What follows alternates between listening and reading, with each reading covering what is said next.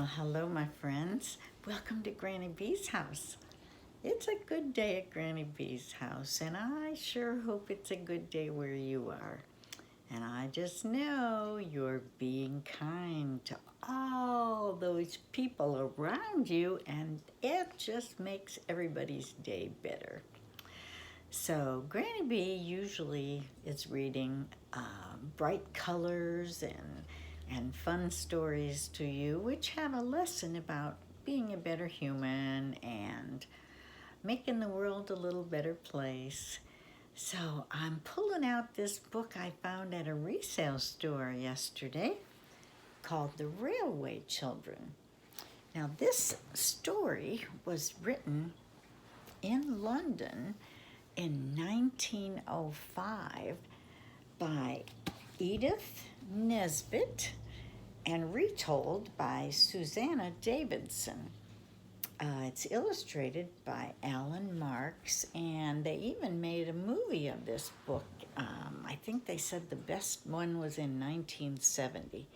So it's kind of a serious story, and it's not real colorful pictures, but I want you to listen to the story and put yourself in their place, the children's place and the mother's place, and just think how you would feel if this had happened in your family.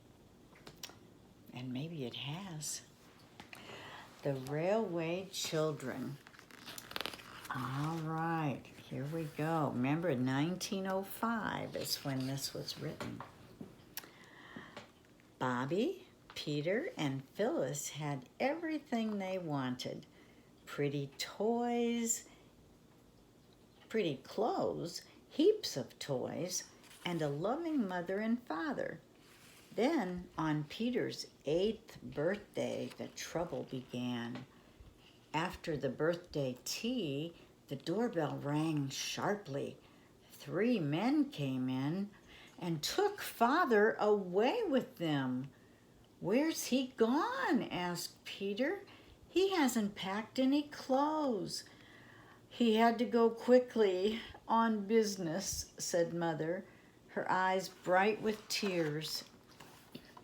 After that, everything changed. All the furniture was sold, the servants left. Mother was hardly ever at home. "We have to play at being poor for a while," she said. "We're going to live in the countryside." They arrived at the new house late at night. "Let's explore tomorrow," said Peter. Early the next morning, they raced outside, through the garden, down the hill, until they came to a railway track. Oh, there was a great rumbling sound. With a whoosh, a train shot out of the tunnel. "It's like a dragon," said Peter. "Perhaps it's going to London," yelled Phyllis above the noise. "Maybe that's where Father is," said Bobby. "If it's a magic train, it will take our love to him. Let's wave." Out of a first-class carriage window, an old gentleman waved back. Every day after that, the children ran down to the railway to wave to the old gentleman and to send their love to Father. "Let's do something different," Peter suggested one day. "We could walk along the path by the track." But when they reached the path, they heard a strange rumbling noise. The trees on the bank started sliding downhill, then fell onto the railway track with a deafening roar. "Oh," cried Peter, "the 11:29 train will be along any minute. There will be a terrible accident. We must do something." "Our red petticoats," Bobby exclaimed. "Red is for danger. Let's tear them up and use them as flags." The train thundered closer. The others sprang out of the way, but Bobby didn't move. She knew it was dangerous, but she had to make it stop. With a squeal of brakes, the train shuddered to a halt. "What's going on?" cried the driver. Peter pointed to the landslide. Oh, the driver gasped in shock. "You children saved lives today," he said. The railway company held a celebration for the children to thank them with a brass band, bunting, and cake. The railway director gave them each a gold watch, but best of all, their old gentleman was there. "Do come back for tea," said Phyllis. At home, Bobby took the old gentleman's coat. She glanced at his newspaper, then stopped and stared. There was a photograph of Father. "Spy trial," it said, then "guilty" and 5 years in jail. "Oh, Daddy," she cried, "you didn't do it." Bobby ran to her room to hide the tears. Mother didn't want us to know, she realized. She didn't want to worry us. After tea, when the old gentleman had gone, Mother came to find her. Bobby cried and cried, but wouldn't say why. Bobby was desperate to help. She wanted to write a letter to the old gentleman. "Dear friend, see what it says in this paper? That is our father, but he isn't a spy. Could you find out who did it? And then they would let Father out of prison? Just think if it was your daddy, how would you feel? Please help me. With love from Bobby." Time passed and nothing happened.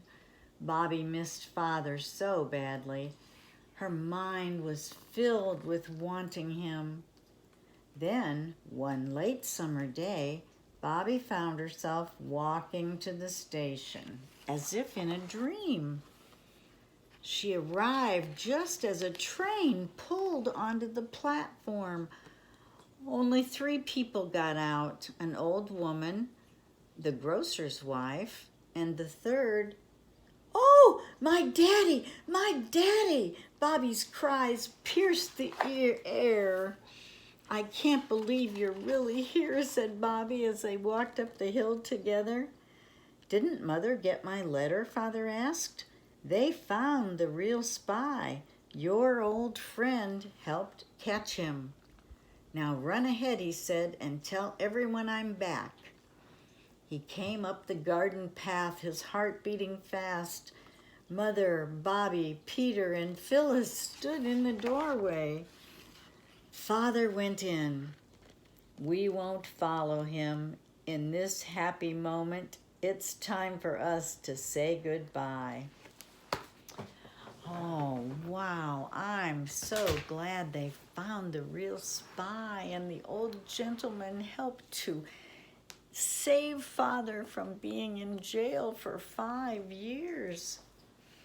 So maybe the story's old, and maybe it wouldn't happen today, but maybe something like it is happening, and maybe it's happening in your family.